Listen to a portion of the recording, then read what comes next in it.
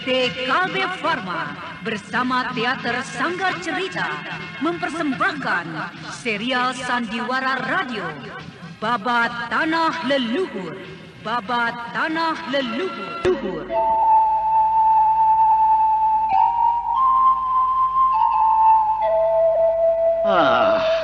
Kau kira aku tidak tahu penyebabnya, ha?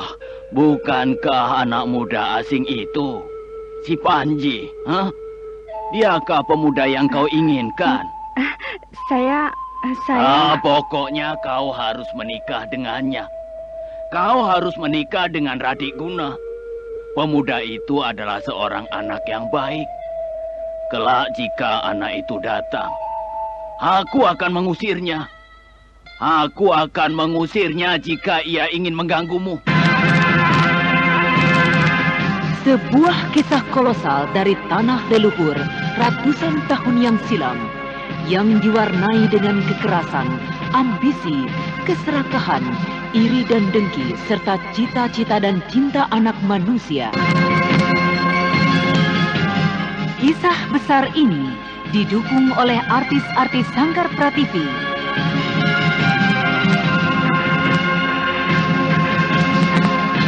Babat Tanah Leluhur, kali ini dalam episode ke-19 dengan judul Angkara Murka. Ide cerita Cece Suhyar, pengarang cerita Tisar Sponsen, teknik dan montase Yadi Enos, musik oleh Hari Sabar, dengan sutradara Thomas Age.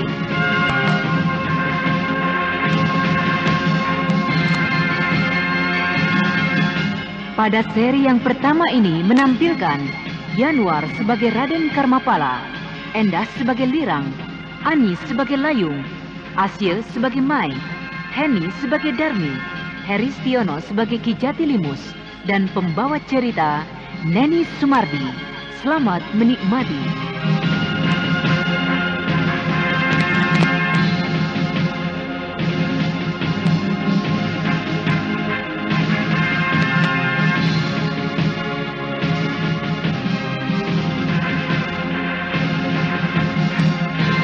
Di pinggiran sebuah hutan yang kecil, yang tak jauh dari sebuah desa, tampak seorang gadis tengah berjalan mengendap-endap, menyusuri semak-semak yang pendek. Gadis itu membungkuk sambil berlari, seakan-akan hendak menyembunyikan dirinya dari pandangan penduduk yang tengah bekerja di sawah.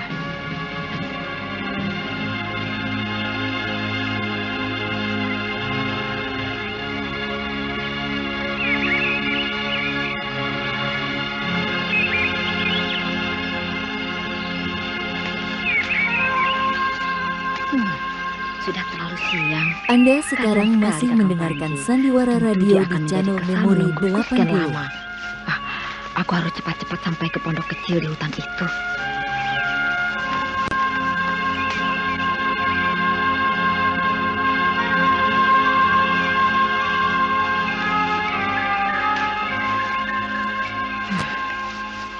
Cukup jauh sudah aku meninggalkan persawahan Cilimus. Kini aku dapat dengan tenang berjalan ke sana. Mereka yang bekerja di sawah itu tak dapat melihatku lagi.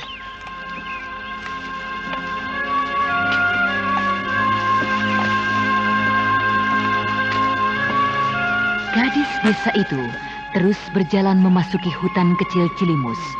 Dan tanpa disadarinya, jauh di belakangnya, dua orang gadis lainnya mengikuti. Jangan terlalu dekat. Perlahan sedikit, nanti Lirang tahu kita mengikutinya. Aku yakin sekarang, pasti dia akan menemui Kakang Panji. Kau benar, Layung. Iya, aku tahu semua ini setelah mendengar cerita dari Paman Badil bahwa Lirang suka main ke hutan itu. Kau menghubungkan dengan pertama kali kita bertemu Kakang Panji di pesawahan itu. Dan Kakang Panji mengatakan bahwa dia kerap mondok di tengah hutan kecil itu jika sedang berburu. Benar, Mai. Dan agaknya Lirang telah mendahului kita semua. Kita semua hanya bercakap-cakap dan bergurau saja di sungai. Sedangkan Lirang setelah selesai mencuci, pergi menemui Kakang Panji sendiri secara diam-diam. Jangan terlalu keras, nanti dia mendengar.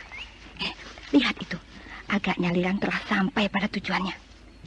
Bersembunyi, Nanti Kakang Panji akan mengetahui kedatangan kita. Kita lihat saja apa yang akan mereka lakukan di tempat yang tersembunyi ini. Ayo, kita lebih mendekat lagi. Hati-hati, Layu. Sementara itu gadis yang berjalan di muka tadi, yang dipanggil dengan nama Lirang, tiba di muka pondok kecil itu. Kakang Panji. Oh, mengapa terlambat, Lirang? Mari silakan masuk. Terima kasih, Kakang Panji. Tapi aku kali ini tidak membawa makanan untukmu, Kakang. Ibuku mencurigai kepergianku, jadi aku tidak mengambil makanan. Apakah Kakang kecewa? Tidak adik Lirang yang manis. Tidak adik Lirang yang manis. Bukankah kedatanganmu untuk melepaskan dendam rindumu?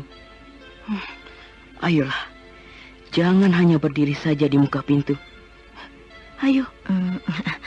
Baiklah, Kakang. Jangan malu-malu. Kau jadi nampak asing lagi. Oh ya, bukankah ini adalah pertemuan kita yang ketiga? Kedua, Kakang. Loh, bukankah sudah... Di tempat ini memang baru 2 kali. Tapi ya memang 3 kali jika Kakang menghitungnya dengan pertemuan pertama kita di pinggir sawah itu ketika bersama dengan kawan-kawan. Apakah tadi ketika aku menjumpaimu di sungai, kawan-kawanmu tidak mencurigai hubungan kita? Tidak, Kakang. Bukankah aku tidak banyak bicara saat itu? Kakang hanya bercakap-cakap dengan Mai, Layung, dan juga Darmi. Apakah engkau cemburu? Tidak, Kakang. Aku tidak cemburu. Aku memang menyadari orang yang segagah dan setampan Kakang Panji adalah pujaan setiap gadis. Setiap gadis di desa ini sejak kehadiran Kakang seakan-akan telah mabuk. Sehari-harinya mereka hanya membicarakan Kakang Panji. Kau terlalu melebih-lebihkan saja, Lirang. Sungguh, Kakang. Dan aku merasa bangga bisa bertemu dan mendapat perhatian dari Kakang. Kami semua menduga bahwa Kakang bukanlah seorang pemuda sembarangan. Kakang bukanlah seorang pemuda desa kebanyakan. Kami yakin Kakang adalah seorang pembesar, seorang bangsawan. Kok jadi bicaranya ngelantur, kesana kemari?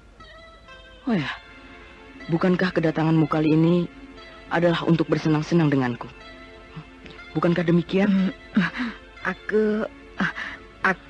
Apakah kau masih juga takut padaku dan tidak memperbolehkan aku menyentuhmu seperti pertemuan kita yang pertama 3 hari yang lalu di pondok ini? Kau masih tidak memperbolehkan aku membelai rambutmu, mengusap dagumu yang indah? Tapi Anda Kakang sekarang Panji, masih mendengarkan waktu yang Sandiwara lalu Radio di kau channel ketakutan, Memori dan segera 80. pulang, kau gemetar dan mengatakan kedatanganmu hanya untuk mengantarkan makanan. Kakang, Dan sekarang engkau datang tanpa membawa makanan. Apalagi yang kita tunggu? Pemuda gagah yang mengaku bernama Panji perlahan-lahan mengusapkan tangannya ke pipi gadis desa itu. Dan kemudian dengan lembut, bahkan teramat lembut, ia mengecup kening gadis itu. Sesaat tubuh gadis itu gemetar, wajahnya menjadi pucat pasi. Tetapi pemuda yang mengaku bernama Panji itu kemudian memeluknya. Dan beberapa saat gadis itu sudah membalas pelukan pemuda asing itu dengan eratnya. Kakang Panji. Lirang, manisku.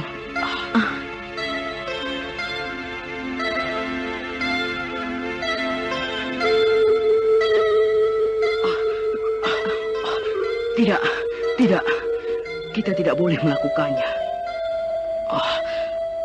Tidak. Kakang. Tidak, Lirang. Terlalu jauh. Kakang, kau... Tidak, Lirang. Tidak. Kita tidak boleh melakukannya. Itu terlalu jauh. Aku menyukaimu.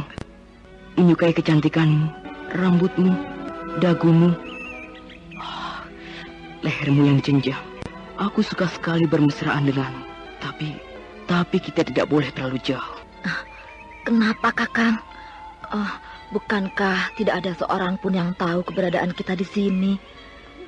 Kakang, tidak akan ada yang tahu apa yang kita lakukan. Ayolah, Kakang.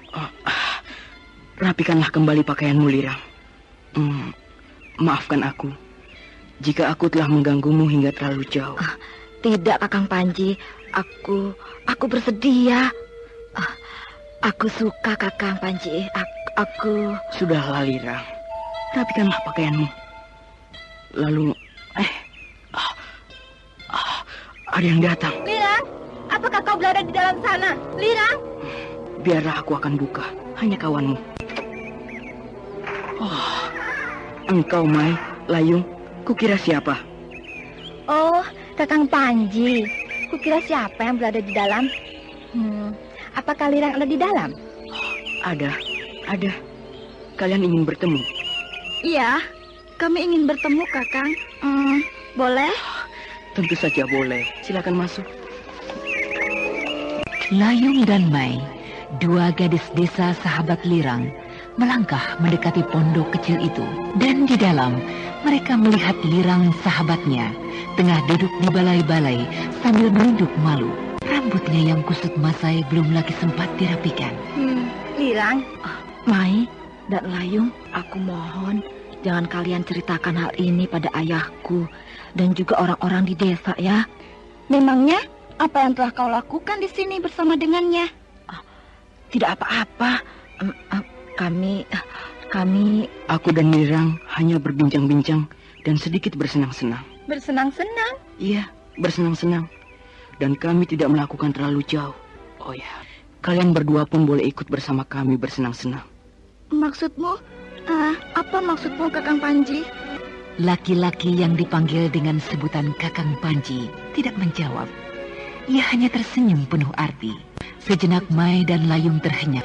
Jantung mereka serasa berdebar cepat. Keduanya kemudian saling pandang.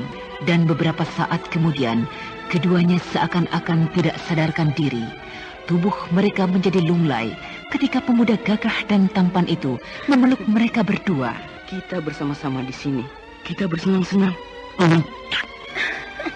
Kakang Panji. Kakang Panji nakal sekali. Tanganmu itu, Kakang. Ayolah, Lirang. Kita bergembira bersama-sama. Pemuda gagah dan tampan yang digandrungi oleh gadis desa Cilimus itu seakan-akan mempunyai kekuatan gaib yang mampu menundukkan hati wanita. Tiga orang gadis desa Cilimus bagaikan kerasukan kekuatan aneh. Tanpa malu-malu berebut pelukan serta ciuman pemuda yang bernama Kakang Panji. Sementara itu di rumah Ki Jatilimus, kepala desa Cilimus. Kamu harus menikah dengan Radik Guna. Tidak, Pak. Saya tidak mau dengannya. Saya belum ingin menikah. Jangan paksa saya untuk menikah, Pak. Bukankah tahun yang lalu ketika ia melamarmu, kau mengatakan akan pikir-pikir dulu. Kau meminta waktu 1 tahun. Lalu sekarang apa lagi? Mengapa kau berkata seperti itu? Saya belum ingin menikah, Pak. Kau kira aku tidak tahu penyebabnya, bukankah anak muda asing itu, si Panji, diakah pemuda yang kau inginkan? Saya... Pokoknya kau harus menikah dengannya. Kau harus menikah dengan Radik Guna. Pemuda itu adalah seorang anak yang baik. Kelak jika anak itu datang, aku akan mengusirnya. Aku akan mengusirnya jika ia ingin mengganggumu. Memang, aku dan juga penduduk desa ini berhutang budi dengannya. Pertolongannya saat itu tidak akan kami lupakan. Membantu desa ini mengusir 3 bekal bersaudara. Tapi itu bukan berarti dia dapat berbuat sekehendak hatinya di desa ini. Dia tidak berbuat apa-apa di desa ini, Pak. Dia tidak mengacau. Kenapa Bapak menuduhnya yang bukan-bukan? Aku tidak tahu. Dan juga tidak kenal dengan anak muda yang mengaku bernama Panji itu. Karena itu aku tidak ingin pernikahanmu dengan Radik Guna Putra kepala desa sahabatku itu terganggu. Tidak, Pak. Kau harus menikah. Tahukah kau saat ini ibumu sudah kutugaskan untuk memberi jawaban pada sahabatku itu? Bahwa kau bersedia menikah dengannya. Dan hari pernikahannya akan segera ditentukan. Bapak kejam. Kau tetap harus menikah dengan putra sahabatku itu. Harus. Bapak kejam sekali. Bapak kejam. Bapak seakan-akan sudah melupakan budi baik dari Kakang Panji. Kakang Panji telah menyelamatkan desa ini dari gangguan 3 pengacau itu. Bapak benar-benar tidak tahu membalas budi. Bapak kejam. Kejam. Darmi. Manisku Darmi. Kau Kakang Panji, bagaimana kau bisa tiba-tiba berada di kamarku? Apakah ayahku? Itu, lihatlah ke atas. Jadi kau masuk melalui atap rumahku, atap kamarku, tanpa setahu keluargaku? Iya, begitulah. Jika begitu, aku harus mengunci pintu kamarku dahulu. Sebentar, Kakang.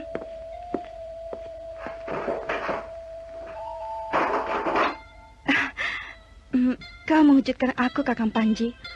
Mengapa tidak datang sejak siang tadi? Sejak kembali dari sungai, aku menunggu Kakang lama sekali. Hari semakin sudah hampir sore. Kemana saja, Kakang? Mencari kelinci di hutan kecil. Dan kemudian, aku mengisi perutku yang lapar ini. Kasihan sekali, Kakang. Apakah Kakang masih mau makan? Terima kasih. Sekarang tidak perlu. Aku sudah kenyang. Oh ya, aku sudah mendengar semua pembicaraanmu dengan bapakmu. Kenapa kau menolaknya? Kenapa kau menampik calon jodoh yang baik dari ayahmu itu? Kakang, kau... Kenapa, Darmi? Pemuda itu tentu adalah seorang pemuda yang baik untukmu. Lalu, apakah artinya kerdipan matamu untukku, Kakang? Apa artinya bisikanmu pada kedatanganmu ke rumahku 3 hari yang lalu? Darmi, sejujurnya aku katakan bahwa kau adalah seorang wanita yang cantik, wanita yang manis dan sangat menarik. Aku menyukaimu. Kakang tidak perlu membisikkan kata-kata itu jika Kakang tidak menginginkan diriku. Kakang benar-benar menggodaku. Aku tidak menggodamu, Darmi. Tidak. Aku berkata sejujurnya. Kulitmu yang kuning langsat, bersih, begitu berkilauan di terpa matahari saat kau mandi di tepi sungai. Hidungmu yang mancung dan indah tidak dimiliki oleh seorang gadis pun di desa ini. Sesungguhnya lah, kau adalah seorang gadis yang cantik dan menarik, Darmi. Jika kau menyukai aku, mengapa kau menyuruhku untuk menikah dengan Radik Guna, anak kepala desa sahabat ayahku? Mengapa kau tidak melamar aku? Kakang, aku telah jatuh hati padamu. Temuilah ayahku dan lamarlah aku, Kakang. Aku seorang pengembara yang tidak mempunyai tempat tinggal, yang tidak mungkin terikat oleh suatu tempat. Karena itu, kau tidak boleh melepaskan kesempatan yang diberikan oleh ayahmu. Percayalah, pastilah itu adalah yang terbaik.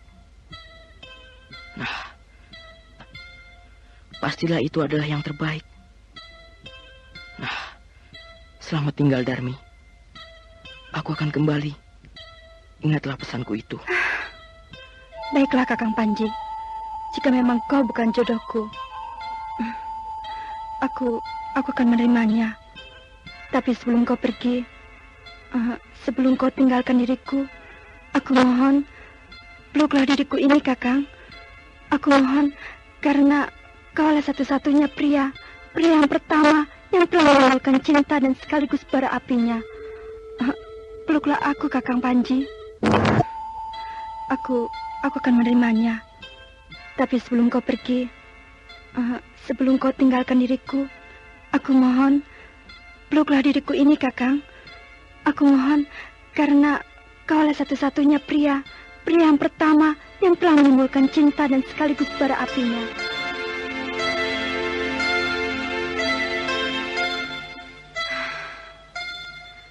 Baiklah, Kakang Panji. Jika Kakang memang bukan jodohku, aku akan menerimanya. Tapi sebelum Kakang pergi, sebelum Kakang tinggalkan diriku, aku mohon, peluklah aku. Aku mohon, ini karena Kakang adalah pria pertama yang telah membakar diriku dengan api cinta. Peluklah aku, Kakang. Darmi sayangku, manisku. Kakang Panji. Kau akan bahagia bersama dengan laki-laki pilihan ayahmu. Darmi, buka pintu ini, Darmi. Siapa yang bersamamu di dalam sana?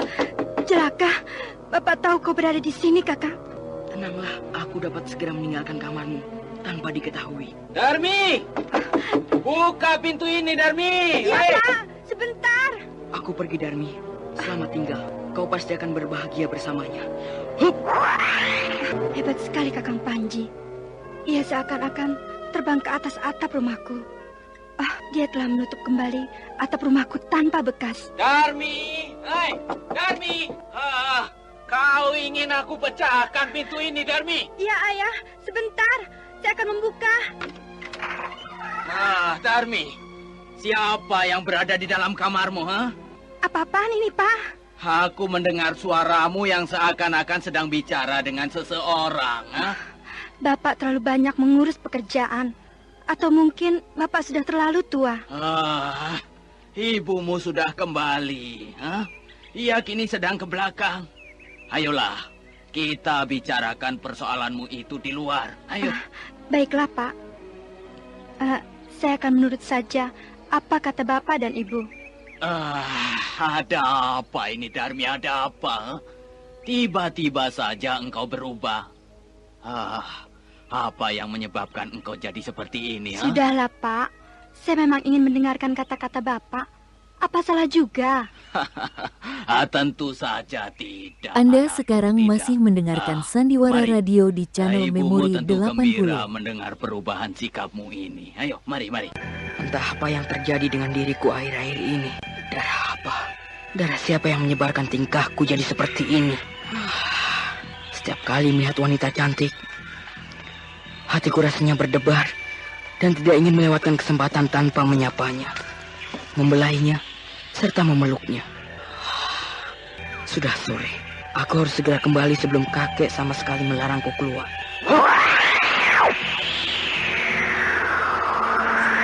Kemudian, pemuda yang dipanggil dengan sebutan Kakang Panji itu melesat meninggalkan desa Cilimus. Pemuda gagah dan tampan itu bagaikan seekor rusa jantan menembus rimbunan semak. Setelah beberapa saat berlari, ia keluar dari hutan Cilimus. Dan di hadapannya kini membentang sebuah bukit karang yang sangat luas.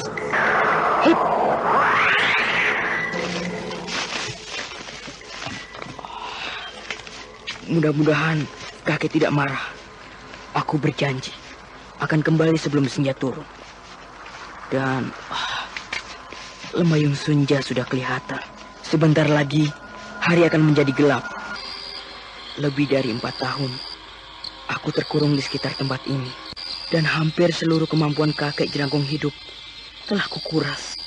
Mudah-mudahan tidak lama lagi aku diperbolehkan untuk meninggalkan bukit Batu Larang ini. Aku sudah rindu sekali dengan ayahanda serta ibunda. Entah sampai di mana kini kehebatan dari Purbaya. Aku akan mencarinya dan menundukkannya. Akan kucari dan kutunjukkan bahwa aku, Raden Karmapala, adalah tidak terkalahkan. Itu kakek menuju ke arahku. Dari mana saja engkau, Pala? Mengapa engkau sampai terlambat? Maaf, kek. Saya keenakan bermain-main dari satu desa ke desa yang lain.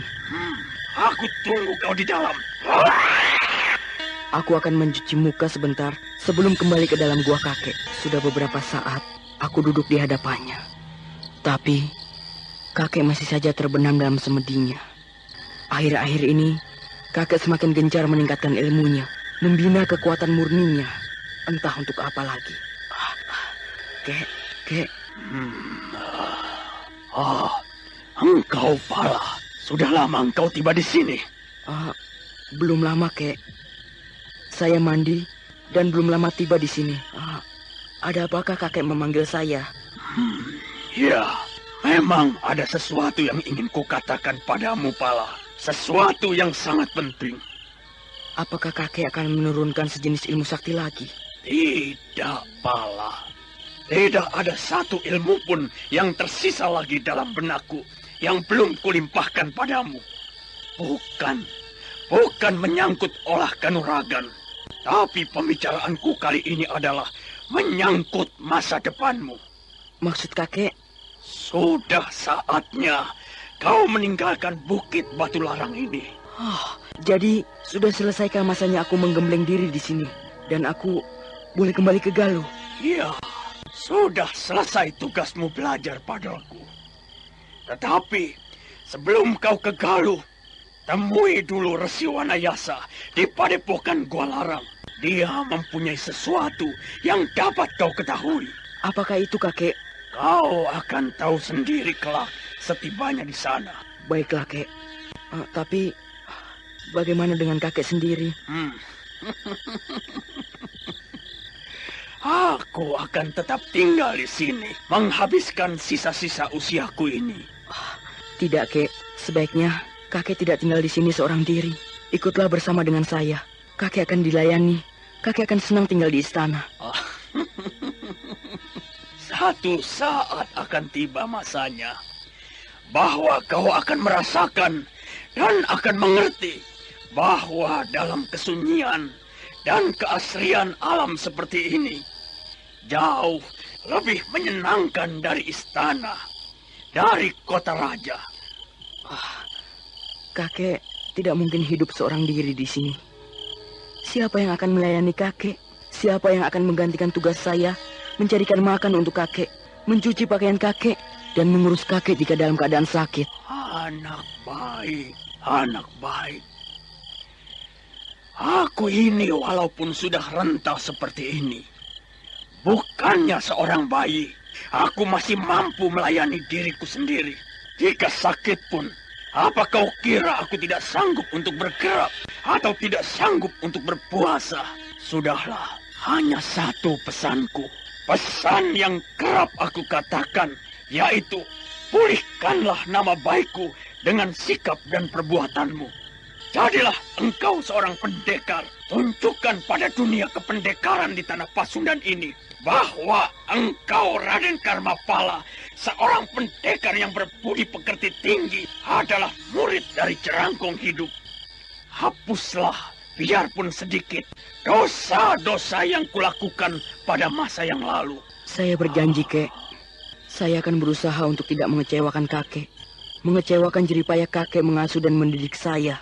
Bagus, Pala. Aku memang yakin sejak semula bahwa kau akan dapat berubah. Kau yang dahulu adalah anak pembuat onar, anak yang angkuh dan keras kepala. Kini kau adalah seorang pendekar yang berbudi pekerti tinggi. Aku bangga mempunyai murid sepertimu, Pala. Aku bangga. Nah, sekarang beristirahatlah. Besok pagi-pagi sekali kau boleh meninggalkan tempat ini. Tidak perlu lagi kau cari diriku. Berangkat saja. Baiklah, jika begitu saya mohon diri. Jagalah diri kakek sebaik-baiknya. Selamat tinggal. Selamat jalan muridku, Pala.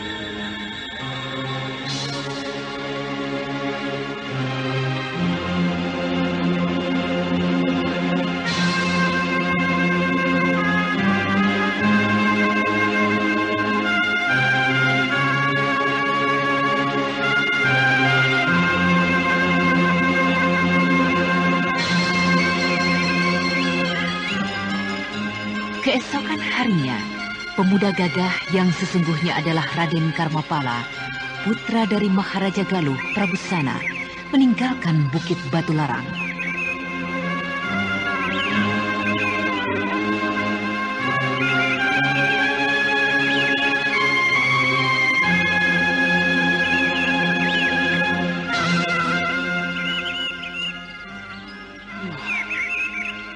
Menurut kakek, aku harus menemui Resi Wanayasa yang juga pernah menjadi guruku. Ada apakah? Persoalan apakah yang dapat ku ketahui darinya? Lirang, Darmi, Mai dan Layung. Aku ingin menjenguk dan menjumpai mereka sekali lagi sebelum berpisah untuk selama-lamanya.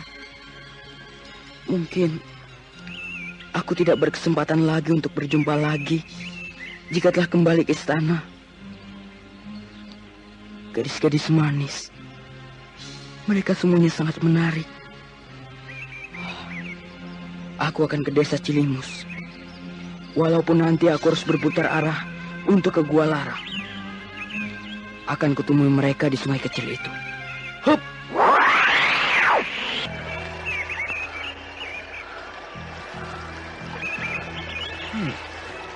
Sudah cukup lama aku menunggu mereka di sini.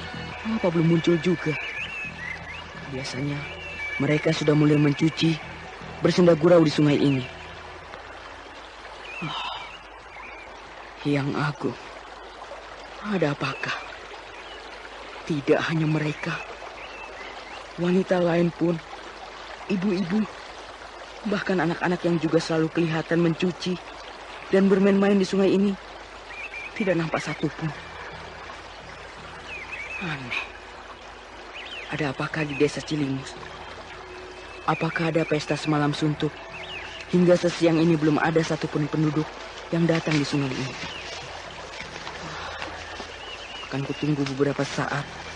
Jika mereka tidak juga datang, akan kulihat ke desa Cilimus. Biarlah. Aku berbaring saja di rerumputan ini. Itu dia mereka datang. Akan kukejutkan mereka. Aku akan bersembunyi di semak, tikungan jalan setapak itu. Hup! Mereka berjalan dengan menunduk. Kelihatannya tidak bergembira. Akan kukejutkan mereka. Ayo, mendekatlah.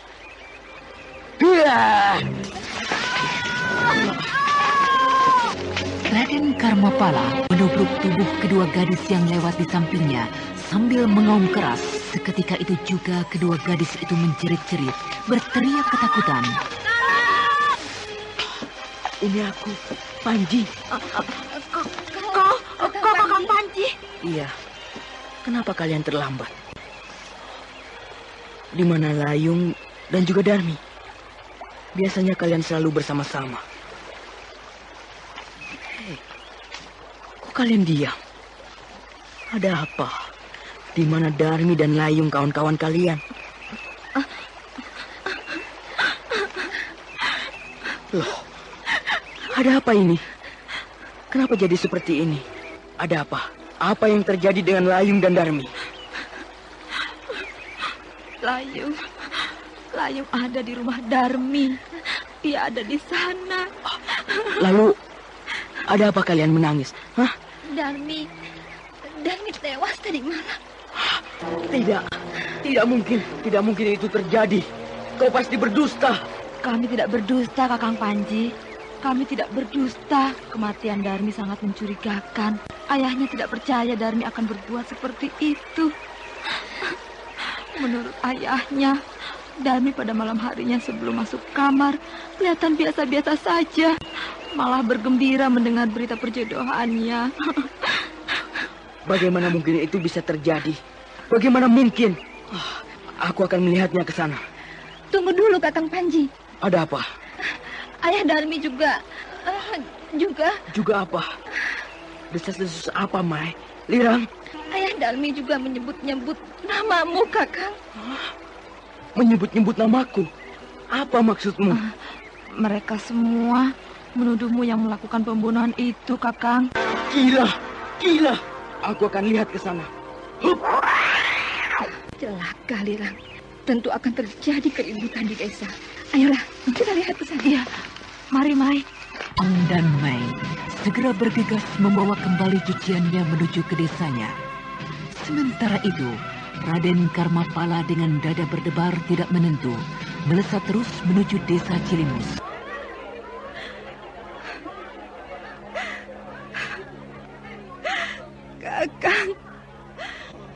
Kakang Jati, mengapa Darmi bisa melakukan seperti itu, Kakang? Sudahlah, Bu, sudah. Sudah, Bu, jangan menangis saja. Sudah, Bu. Benarkah kata-kata orang, Kakang? Anak kita mati terbunuh. Benarkah itu, Kakang? Iya, agaknya memang demikian, Bu. Tapi sudahlah, Bu. Percayalah, aku akan menyelidikinya, Bu. Aku tidak akan menerima dengan begitu saja kematian anakku ini, Bu. Karena ia mati bukanlah atas kehendak yang aku.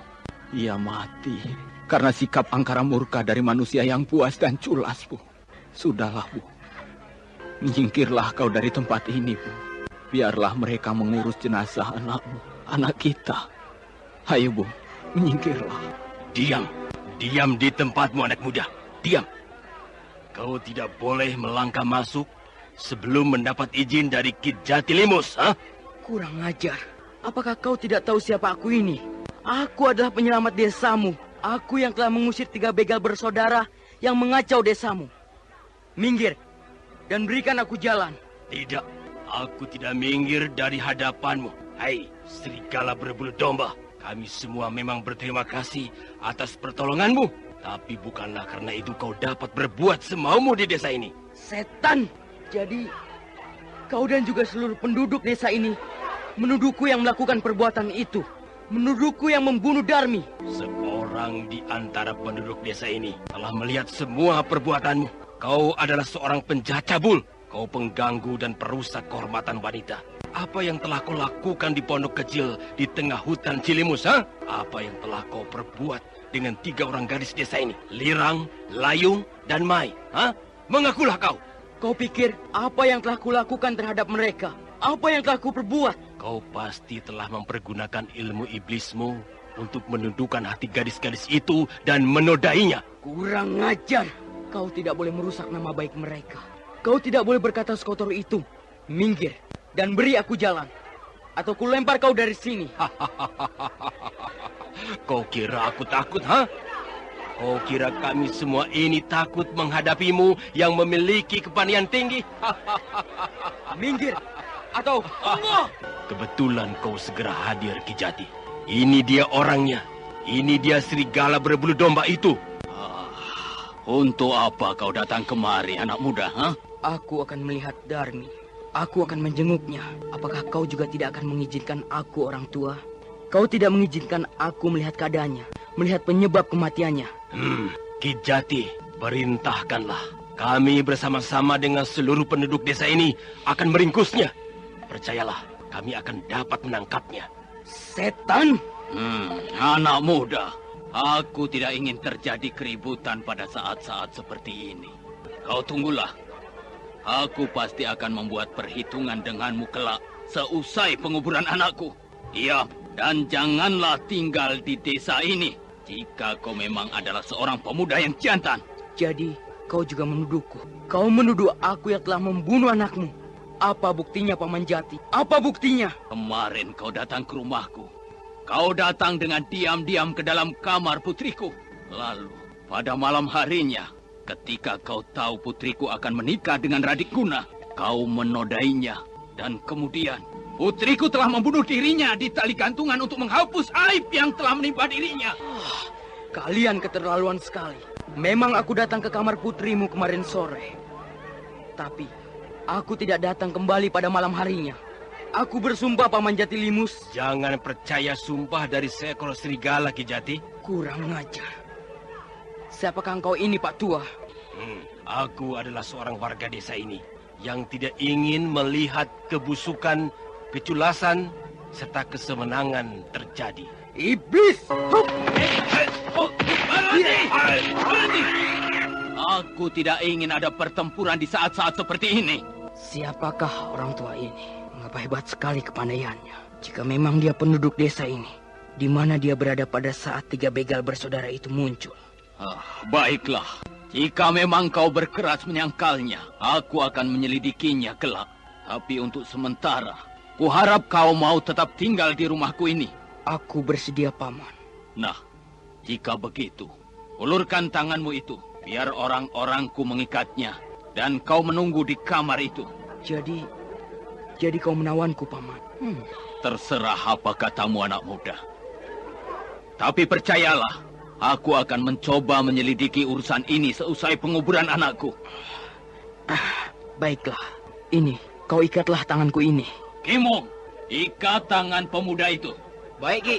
Hei, jangan pergunakan tali itu. Ini, kau pergunakanlah taliku ini. Ini adalah rotan lemas yang sudah kurendam dalam ramuan minyak. Rotan ini cukup kuat untuk menahan kekuatan 10 ekor kerbau. Ini, pakailah. Siapakah orang ini?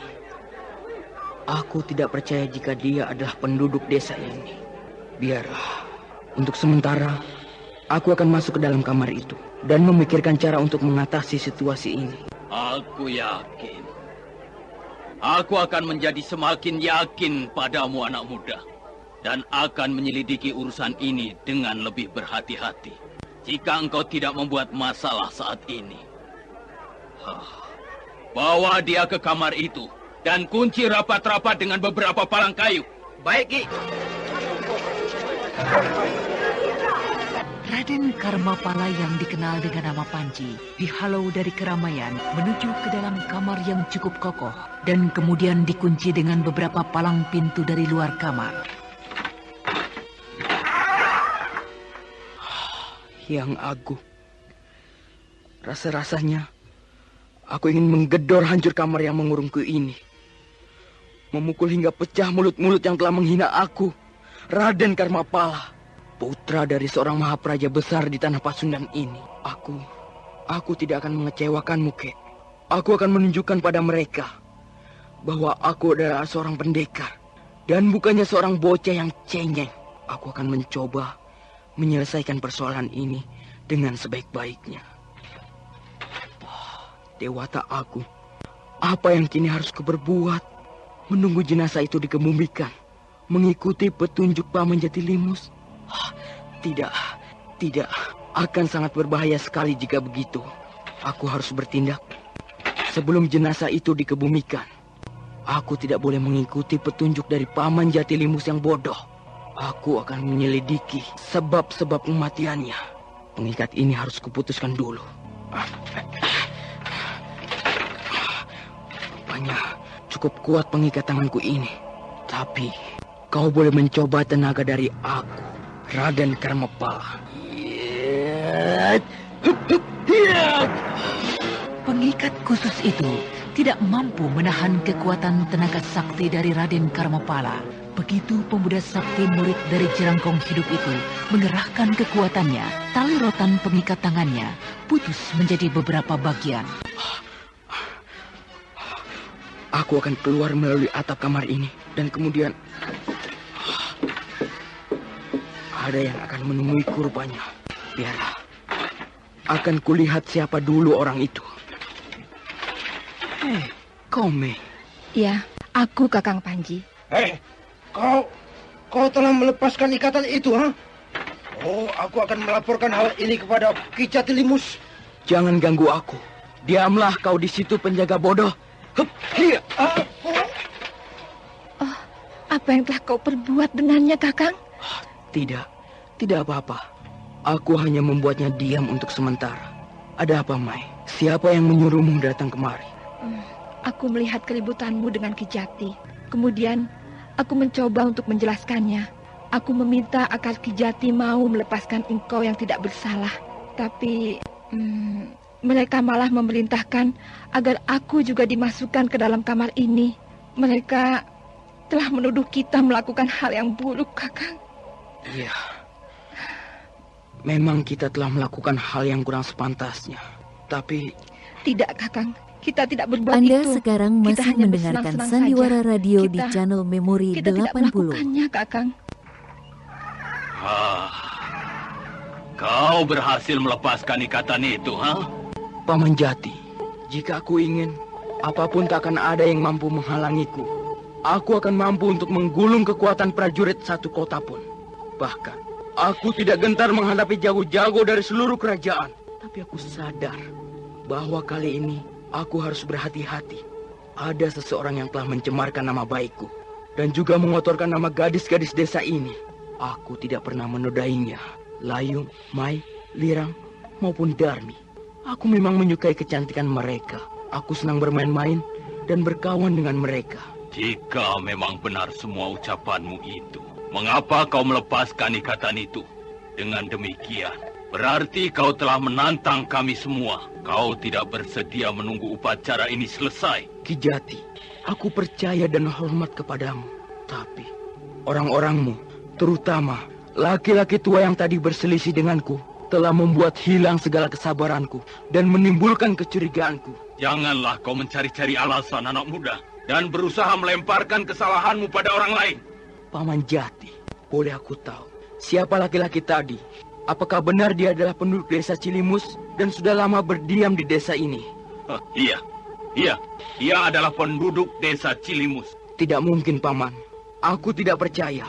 Laki-laki tua itu mempunyai kepandaian yang hebat. Jika dia benar penduduk desa ini, tentu tanpa bantuanku, kalian akan dapat mengusir 3 begal bersaudara itu bersama-sama dengan laki-laki itu. Siapakah laki-laki tua yang berkepandaian tinggi itu? Katakanlah bahwa dia bukan penduduk desa ini. Dia penduduk desa ini. Aku mengenalnya. Cukup Paman Jati. Jika kau tidak mau berterus terang, aku akan bertanya pada sahabatku Mei. Mei, katakanlah sejujurnya, apakah laki-laki tua yang tadi berselisih denganku adalah penduduk desa ini? Katakanlah, kau tidak perlu takut, Mai. Katakanlah dengan jujur. Ayo. Dia tidak akan mengenalnya. Dia adalah sahabatku dari desa sebelah. Perubahan dari kata-katamu itu menyebabkan jelasnya masalah ini, Paman Jati. Aku akan melihat keadaan putrimu. Hup! Raden Karmapala yang ditahan di dalam kamar tahanan tak dapat menahan diri lagi. Manakala mengingat jenazah Darmi akan dikebumikan, ia kemudian memeriksa jenazah Darmi dan akhirnya semuanya menjadi jelas. Ternyata benar dugaanku. Darmi tidak membunuh diri. Seseorang telah membunuhnya. Lehernya patah dan tulang rusuknya patah. Sebuah tulang rusuk. Aneh. Walaupun hanya sebuah, tapi kekuatan pukulan itu telah menghancurkan bagian dalam dada Darmi.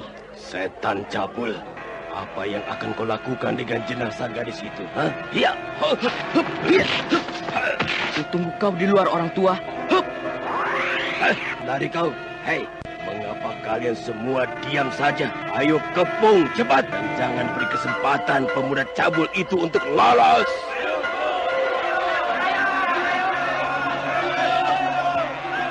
Licik, mengapa kau pakai menghasut para penduduk itu? Apakah engkau gentar menghadapiku?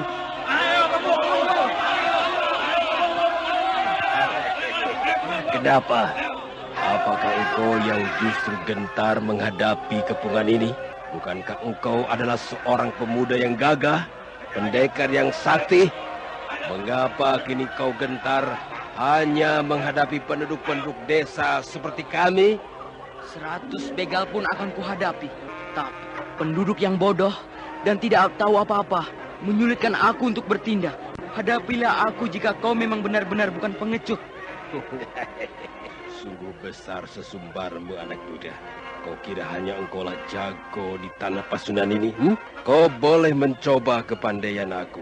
Kakek tua yang tidak guna dan berarti ini. Hai, mundurlah kalian semua.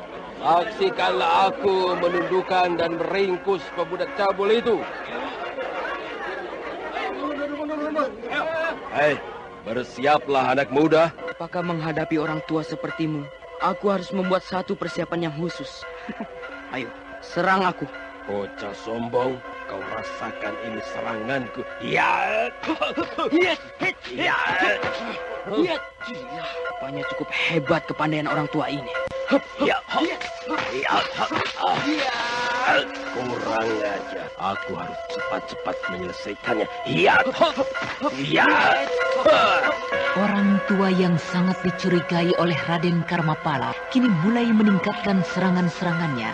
Tutukan-tutukan jarinya mencicip tajam menyerang ke seputar tubuhnya. Angin serangan yang keluar dari telunjuknya benar-benar hebat dan berbahaya. Rupanya dialah.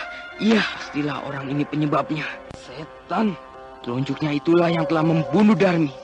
Iya, pantaslah yang hancur hanya sebuah tulang rusuk.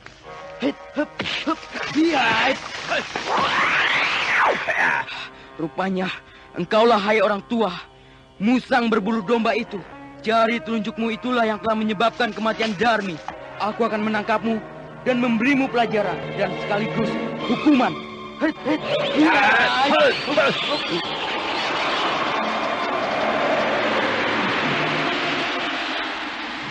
Raden Karmapala tak dapat menahan dirinya lagi ketika menyadari bahwa laki-laki di hadapannya adalah pembunuh dari Darmi. Pembunuh licik yang justru telah menghasut para penduduk dan memfitnahnya. Aji Kelelawar Sakti segera digelarkan oleh Raden Karmapala. Dan beberapa saat saja, pukulan-pukulan yang dilancarkan dari atas bagaikan hujan menyerang dan menyelimuti laki-laki tua itu. Iya. Celaka. Pemuda itu benar-benar hebat. Aku harus segera kembali dan meminta bantuan Kakang Rambang. Iya. Ki Jati, bantulah. Apalagi yang kalian tunggu? Bantu aku menangkap pemuda ini. Oi, tuh, bantu kawanmu itu. Serang dan ke pemuda itu, ayo. Setan, licik. Bodoh kalian. Manusia bodoh. Di mana orang tua itu? Itu dia. Setan licik itu lari ke arah selatan. Aku harus dapat menangkap dan menghukum laki-laki licik itu. Hoi, mana setan licik itu? Aku akan mencarinya terus untuk mencuci bersih namaku. Di desa Cilimus, Ki Jati Limus berusaha untuk menenangkan rakyatnya dan kemudian menangguhkan penguburan putrinya sampai esok hari. Sementara itu Raden Karmapala terus mengejarnya ke arah selatan sambil sesekali berputar-putar mencari di setiap desa ataupun bukit dan gua yang ditemuinya. Hari sudah mulai senja. Apapun yang akan terjadi, aku harus dapat menemui laki-laki jahat itu. Aku akan menyelidiki apa maksudnya memfitnah diriku. Aku akan terus berjalan sampai malam menjadi gelap sekalipun. Hari ini adalah hari pertama turun gunung, meninggalkan Bukit Batu Lara. Apa yang telah terjadi bukanlah nama baik yang akan kudapatkan, tapi hancur. Aku akan mencari dan memaksakan laki-laki itu untuk bersujud dan mengakui kesalahannya di hadapan Ki Jati, dan Kemudian aku akan memberinya hukuman. Kematian Darmi, gadis yang baik itu harus kubalaskan. Siapa itu? Sepertinya aku sudah mengenalnya. Bukankah itu adalah seorang dari begal itu? Iya, dia adalah salah seorang dari 3 begal bersaudara yang kuusir dari desa Cilimus. Mau kemana dia? Tidak ada salahnya jika aku mengikutinya. Siapa tahu laki-laki tua itu mempunyai hubungan dengan 3 begal bersaudara ini. Dan aku temui begal itu di arah pengejaranku. Aku akan mengikutinya terus. Agaknya dia telah sampai. Entah siapa yang berada di dalam pondok kecil itu. Aku akan mencoba menyelidikinya. Raden Karmapala mengerahkan tenaga saktinya dan kemudian tanpa mengeluarkan suara, ia melesat dan mendekati kubu kecil itu. Dari celah-celah yang kecil, ia mengintai. Aku katakan, jangan ganggu aku. Jangan ganggu aku. Apakah kau dan juga gurumu si Sinteng Jungking tidak mengerti keadaanku? Tapi Ki Guru Jungking tidak berhasil membantu kami. Ki Guru Jungking benar-benar mendapat kesulitan menghadapinya. Untuk itu, Ki Guru memohon bantuan Paman Rambang. Bagaimana aku dapat membantu kalian, jika aku tahu kalianlah justru yang menjadi biang malapetaka. Kalian pasti sudah terlalu jauh bertindak. Kalian tidak hanya merampas harta saudagar-saudagar kaya, kalian juga pasti merampas dan menyusahkan penduduk-penduduk desa yang miskin. Dan aku juga tidak percaya jika kalian mampu mengekang nafsu kalian untuk membunuh. Aku sudah bosan membantu kalian, membantu perbuatan kalian yang tidak benar. Pergilah sana, katakan pada gurumu si Sinting Jungking bahwa aku tidak bersedia membantunya. Tapi dia adalah adik seguru dari paman. Apa peduliku dengan semua itu? Apa karena aku pernah seguru dengan si Sinting Jungking itu, aku harus membantu semua perbuatan kotornya? Pergilah cepat. Agaknya urusan mereka tidak ada sangkut pautnya dengan persoalanku. Sebaiknya aku tinggalkan saja tempat ini dan mencari kembali laki-laki jahat itu. Baru saja beberapa langkah Raden Karmapala meninggalkan pondok itu, langkahnya tiba-tiba terhenti ketika ia mendengar kata-kata dari laki-laki yang baru saja tiba itu, dan jantungnya pun serasa berdesir. Maaf, apakah ini semua bukan berarti paman gentar menghadapi pemuda itu? Pemuda sakti yang telah mengalahkan Ki Jungking. Setan kalian! Kalian rupanya hendak memaksa aku dengan mencoba-coba menyinggung harga diriku. Di mana sekarang guru kalian? Jika paman mengizinkan, Ki Guru Jungking akan menghadap. Cepat, suruh dia menghadapku. Aku akan bicara dengannya. Baik, Paman Rambang. Saya segera kembali bersama dengan Ki Guru Jungking. Agaknya tidak salah pengamatanku. Mereka pastilah komplotan laki-laki tua itu. Dan lawan yang tengah dibicarakan itu pastilah diriku. Aku akan bersembunyi menunggu orang yang bernama Jungking itu datang. Aku akan segera meringkusnya dan memberikan hajaran yang keras pada laki-laki tua itu. Bahkan juga orang tua yang berada dalam pondok itu jika dia mencampuri urusan ini. Dan aku menyerahkannya pada Ki Jatilimus. Tapi jika laki-laki culas itu tidak mengakui perbuatannya, apa yang dapat kulakukan? Membunuhnya. Tentu urusan itu tidak akan pernah selesai. Baik, aku akan mencari cara yang terbaik. Aku tidak boleh tergesa-gesa. Aku mendengar suara langkah yang mendekati tempat ini. Pastilah begal itu datang dengan Ki Guru Jungking. Nah, aku sudah dapat melihat sosok tubuh mereka. 4 bayangan menuju kemari. Setan, hanya benar. Dia adalah orang yang tengah kucari. Aku akan meringkusmu, setan. Tunggu saja saatnya. Aku akan coba mencari tahu dahulu apa yang mereka lakukan terhadap diriku. Kuintai kembali. Jadi apa maumu dariku, Jungking? Kakang, sebenarnya aku malu datang meminta pertolongan lagi darimu. Tapi aku penasaran sekali. Aji telunjuk sakti perguruan kita benar-benar tidak ada artinya buat pemuda itu. Aku bukannya hendak menjerumuskan Kakang Rambang. Sungguh, Kakang. Aku justru hendak mengajak Kakang bersama-sama denganku dan 3 orang muridku ini untuk melumpuhkan pemuda yang telah menjatuhkan martabat telunjuk sakti dari perguruan kita. Mengeroyok pemuda itu? Kau mengajak aku mengeroyoknya? Setan! Setan! Akan aku jatuhkan pemuda itu di hadapanmu.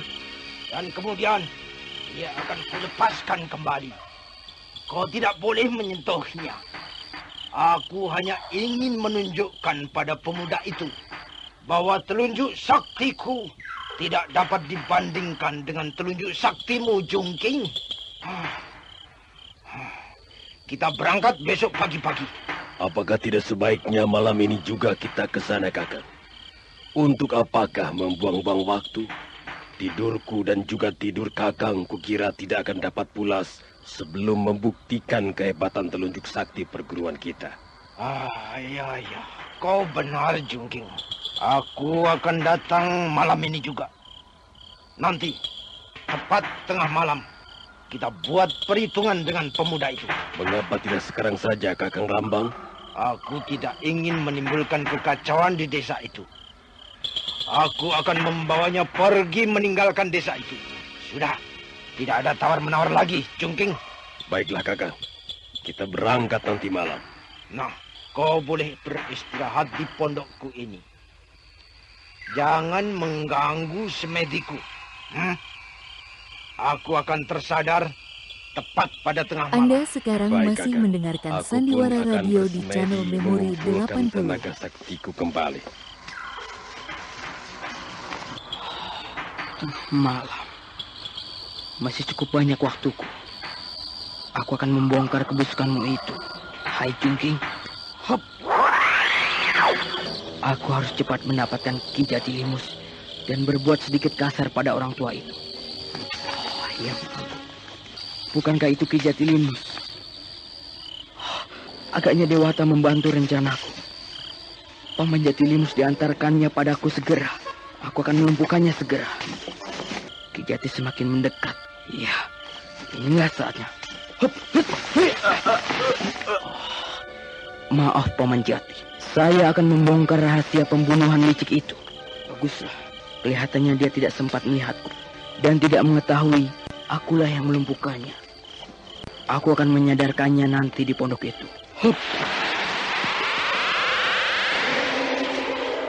Raden Karmapala kembali melesat cepat menuju pondok Kirambang. Tubuh Ki Jatilimus yang tak sadarkan diri terkulai dalam pondongannya. Dan beberapa saat kemudian... Bagus. Hampir tengah malam. Mereka tentu masih berada di dalam pondok itu. Aku akan menyadarkan Paman. Aku akan melihat bagaimana reaksinya. Melihat 3 begal itu bersama dengan orang yang dianggapnya penduduk desa. Yang akan membantunya menangkap aku.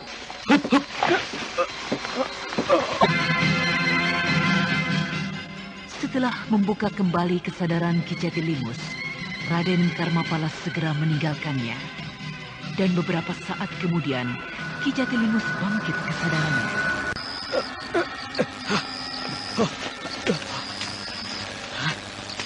Apakah yang terjadi dengan diriku?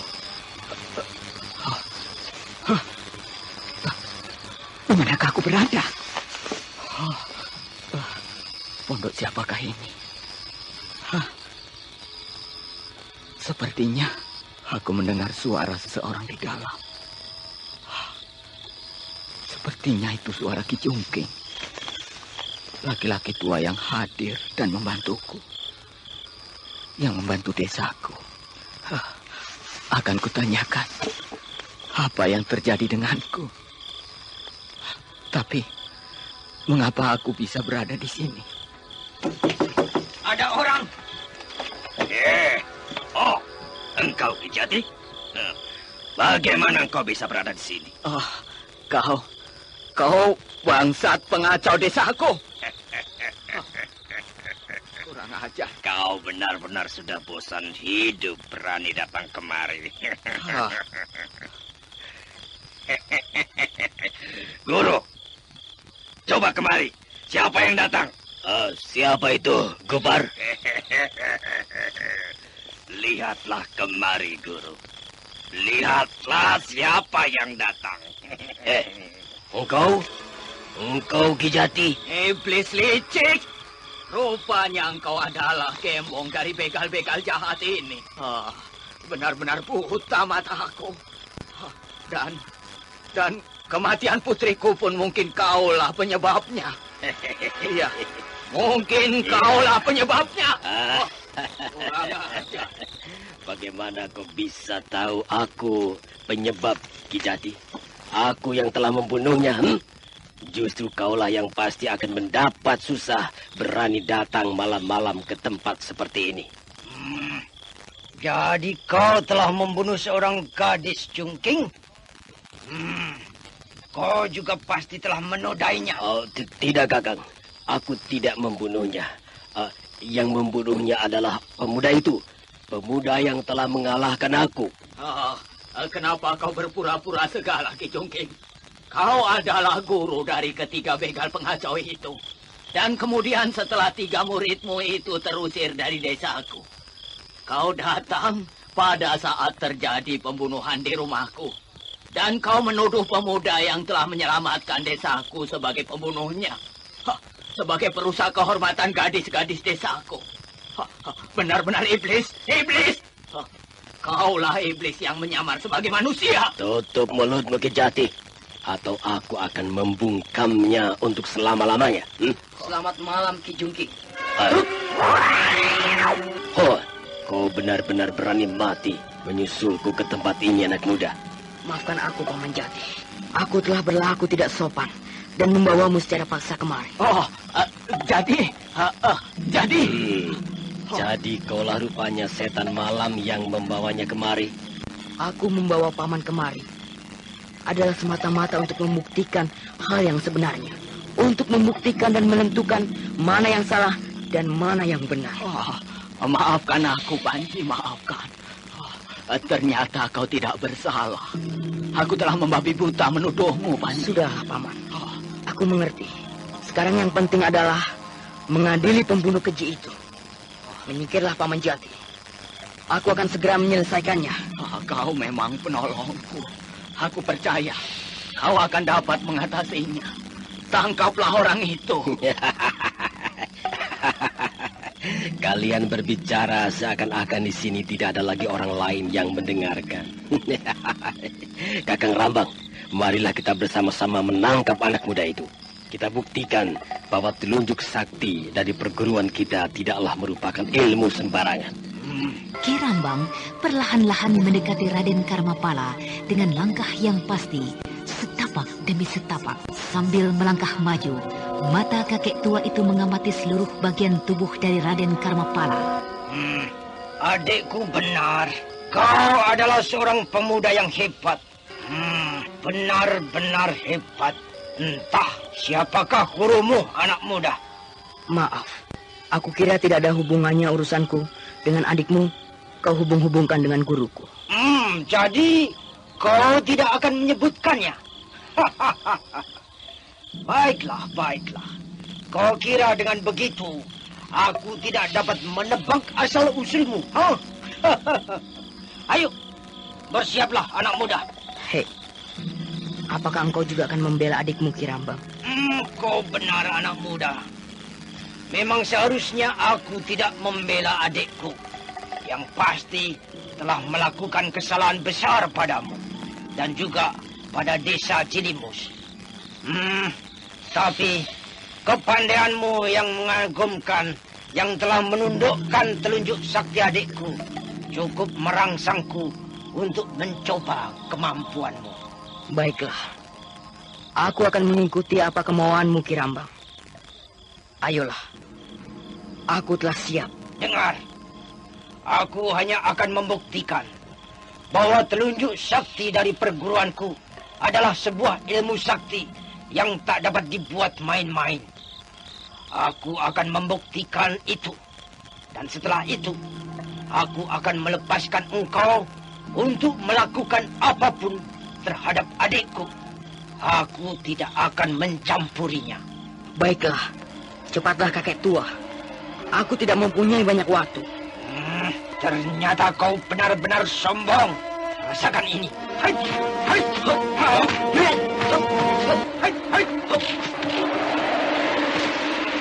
Gila, ilmu apakah yang tengah dikelarkan anak muda ini? Berbahaya sekali.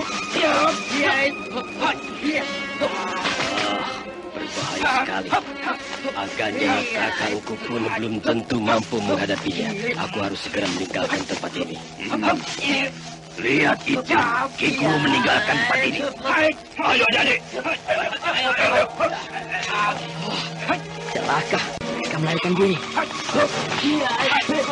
Melihat buruannya meninggalkan tempatnya, Raden Karmapala segera melontarkan serangan mautnya pada Ki Rambang.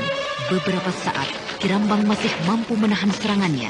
Akan tetapi pada saat berikutnya, tubuhnya telah terlempar, terkapar jatuh tak berdaya. Jangan lari kau, Jungking. Pemuda yang telah bertahun-tahun digembleng oleh Aji kelelawar sakti itu melesat di kegelapan malam bagaikan seekor kelelawar malam yang melayang di antara pohon-pohon tanpa mengalami kesulitan. Dan beberapa saat saja bayangan Ki Jungging telah tampak di hadapannya. Dan pemuda itu tidak lagi membuang waktu. Dengan sekali jejak saja, tubuhnya melesat lagi ke muka sambil melancarkan serangan yang hebat tidak kepalang. Tanpa mampu berkelit lagi, Ki Jungging segera jatuh terkapar tak berdaya. Kau harus menebus semua dosa-dosamu, Jungging. Ampunkanlah aku, anak muda. Aku benar-benar tidak bermaksud membunuhnya. Aku telah terlanjur menodainya. Dan terlanjur merusak nama baikku. Bangkit. Dan ikutlah aku menghadap Ki Jati. Biarlah dia saja yang memutuskan hukuman untukmu. Ayo. Raden Karmapala yang tak sabar lagi kemudian mengangkat tubuh Ki Jungging dan kemudian berlari kembali ke tempat mana ia meninggalkan Ki Jati Limus. Sesampainya di tempat tersebut, Ki Rambang telah berhasil memulihkan kembali kekuatannya dan tengah duduk bersila tak jauh dari Ki Jati Limus. Ketika ia melihat kedatangan Raden Karmapala, Ki Rambang segera memburunya. Anak muda, siapakah engkau ini sesungguhnya? Dan siapakah gurumu? Untuk apa kau tanyakan itu, Paman Rambang? Apakah engkau mempunyai hubungan dengannya? Dengan tokoh itu? Siapakah maksudmu itu, Paman Rambang? Apakah benar yang kau gunakan melumpuhkan aku adalah Aji kelelawar sakti? Benar, Paman. Itu adalah kelelawar sakti. Jadi ternyata benar. Aku telah berlaku gila, berlaku kurang ajar terhadap muridnya.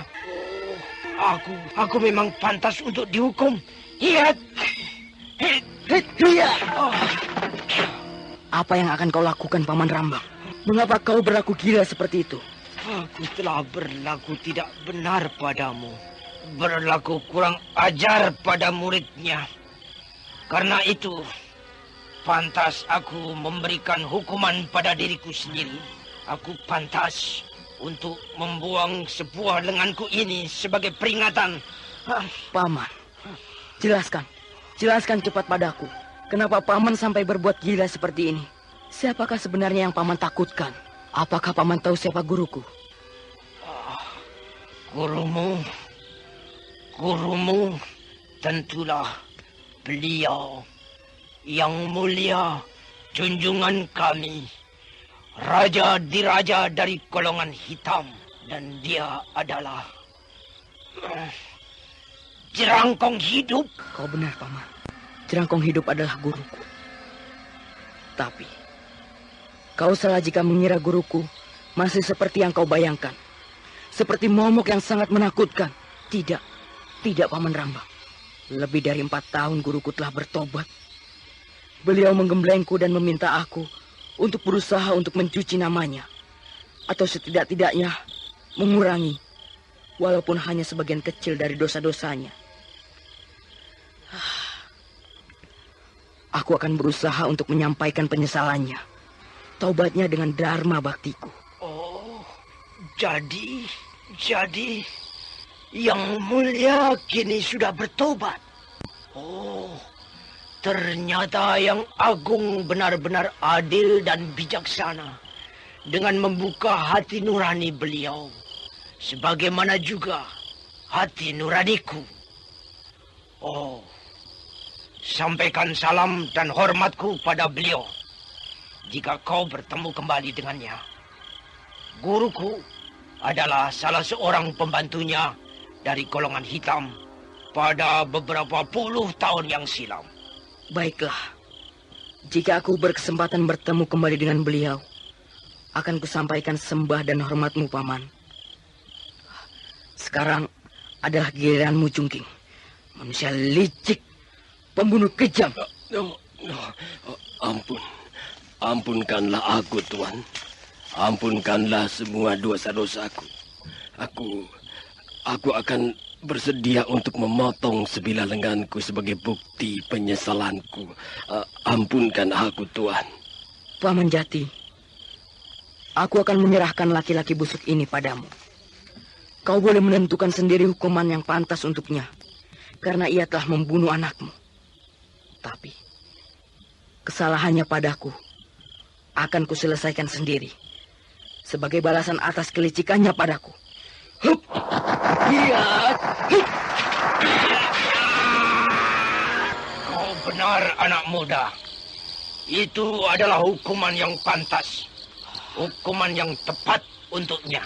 Paman Jati, ini aku serahkan padamu. Bawalah dia ke desamu atau ke Karangsedana. Tapi sebelumnya ketahuilah, laki-laki ini sekarang sudah tidak lagi berbahaya. Seluruh tenaga dan kepandaiannya telah kucabut. Ia kini tidak lagi berbahaya. Tidak bedanya seperti seorang wanita lemah ataupun kakek tua yang tidak berdaya. Jika memang begitu, kukira aku tidak perlu lagi membawanya kembali ke desaku. Hukuman itu sudah pantas untuknya. Bahkan lebih berat dari sekedar hilangnya nyawa. Biarlah aku kembali saja. Paman Jatilimus, apakah paman dapat membantu aku untuk mencuci bersih nama gadis-gadis desa Cilimus? Jelaskanlah pada seluruh penduduk bahwa aku tidak pernah melakukan hal yang tidak senonoh pada mereka. Aku mengerti, Panji, aku mengerti. Akan kujelaskan semuanya kepada mereka. Anak muda, sebelum kau pergi, dapatkah kau meninggalkan namamu? Untuk ku kenang sebagai salah seorang junjunganku. Baiklah. Dan sebelumnya, maafkan aku, Paman Jati. Namaku sesungguhnya adalah Karmapala. Hah? Karmapala? Hah? Raden Karmapala? Raden Karmapala. Jadi engkaulah bocah yang dahulu dibawa-bawanya bersama dengan bocah lainnya. Iya, dengan Raden Purbaya. Yang agung. Jadi engkau adalah Pangeran Karmapala, putra dari Prabu Sana. Sekali lagi, hamba mohon maaf, tuanku, atas segala kekurangan ajaran hamba ini. Bangkitlah, Paman Jati. Paman Rambang. Hari sudah semakin fajar. Kembalilah, Paman Jati, ke desa Cilimus. Mereka pasti menjadi cemas karena kehilangan Paman selama ini. Aku pergi, Paman Rambang. Paman Jati, selamat tinggal.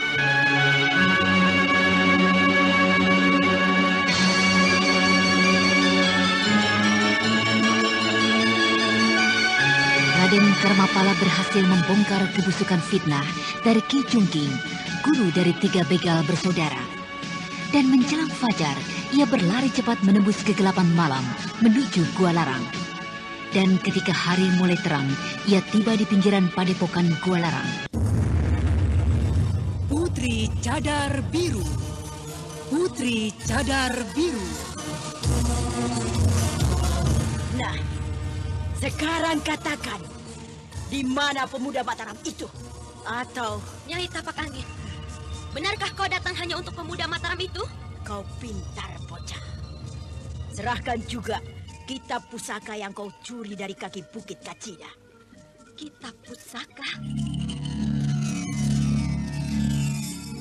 Sebuah tragedi menegangkan dari rimba persilatan yang dikobarkan oleh seorang dara jelita akibat cinta yang kandas sebelum terbalas. Aku tahu. Kau biasa menyimpan lelaki secara gelap-gelapan dalam lembah ini. Kau harus bertanggung jawab terhadap mulutmu. Awas, Kipas!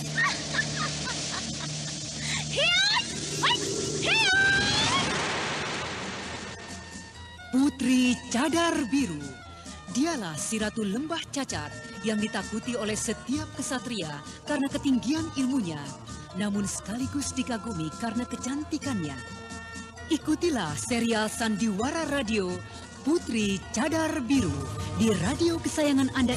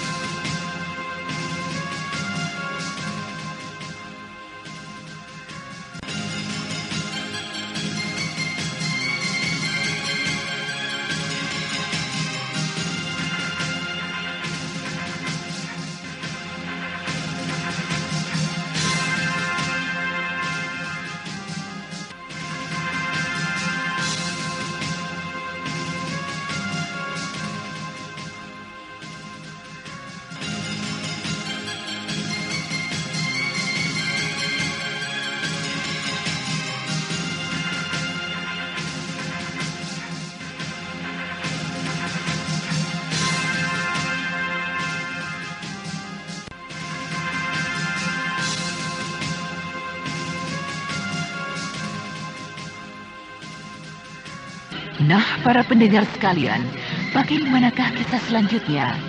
Pengalaman apakah yang akan dijumpai oleh Raden Karmapala di Gua Larang, Galuh, dan juga Karang Sedana? Untuk mengetahui jawabannya, ikutilah lanjutan kisah Babat Tanah Leluhur.